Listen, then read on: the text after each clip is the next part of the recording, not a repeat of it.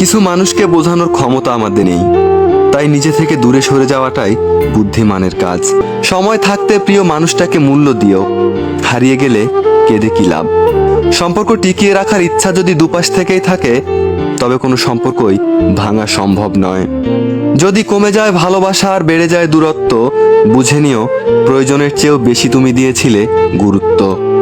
মায়া ত্যাগ করতে শেখো, দেখবে কষ্ট এমনিতেই কমে যাবে। যে যত বেশি ভালো সরল মনের মানুষ হয়, তাকে তত বেশি কষ্ট সহ্য করতে হয়।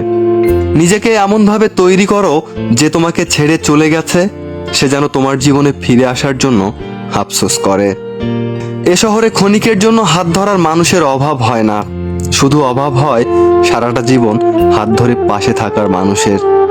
জীবনে দুই ধরনের মানুষের থেকে দূরে থাকবেন, এক ব্যস্ত মানুষ, দুই অহংকারী মানুষ। কারণ ব্যস্ত মানুষেরা নিজের ইচ্ছা ছাড়া কথা বলে না, আর অহংকারী মানুষেরা নিজের স্বার্থ ছাড়া পাশে থাকে না। কিছু কিছু সম্পর্ক শেষ হয়েও হয় না, একজন হয়তো বদলে যায়, কিন্তু অন্যজন সেই সম্পর্কের বোঝাটা বয়ে বেড়ায় সারাটা জীবন।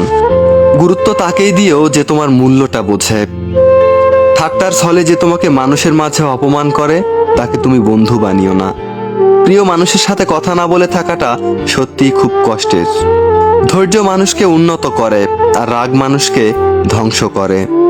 জীবনে তিনটি কথা মনে রাখবে: যে তোমাকে বিপদে সাহায্য করেছে তাকে কোনোদিন ভুলে যেও না, যে তোমাকে ভালোবাসে তাকে কখনো ঘৃণা করো না, যে তোমাকে বিশ্বাস করে তাকে কখনো ধোঁকা দিও না। সব সহ্য করা যায়, কিন্তু প্রিয় মানুষের অবহেলা সহ্য করা যায় না। একতরফা ভালোবাসাগুলো এমনই হয়, একজন পাগলের মতো ভালোবেসে যায়, আরেকজন পাগল ভেবে শুধু অবহেলাই করে যায়। অনুভূতি, ভালোবাসা, মায়া এগুলো যত কম প্রকাশ করবেন, মানুষ আঘাত করার সুযোগ ততই কম পাবে। কোনো অভিযোগ নেই আর কখনো থাকবেও না, আছে শুধু অভিমান, যা কখনো ভুলবও না।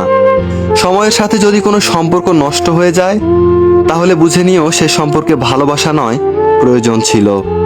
সম্পর্ক কখনো তৃতীয় ব্যক্তির জন্য ভাঙে না, সম্পর্ক ভাঙে তার জন্য যে তৃতীয় ব্যক্তিকে প্রশ্রয় দিয়েছে। সত্যিকারের ভালোবাসার মানুষ তো সেই যে ঠান্ডা লাগার গলা আর কান্না ভেজা গলার পার্থক্যটা বোঝে। আঘাত ছাড়া জীবনে উন্নতি করা যায় না। জীবনে যত আঘাত পাবে ততই কাছের মানুষগুলোকে চিনতে পারবে। কারণ সময়টা হয়তো অতীত হয়ে যায়, কিন্তু মানুষের খারাপ ব্যবহারটা কখনো অতীত হয় না।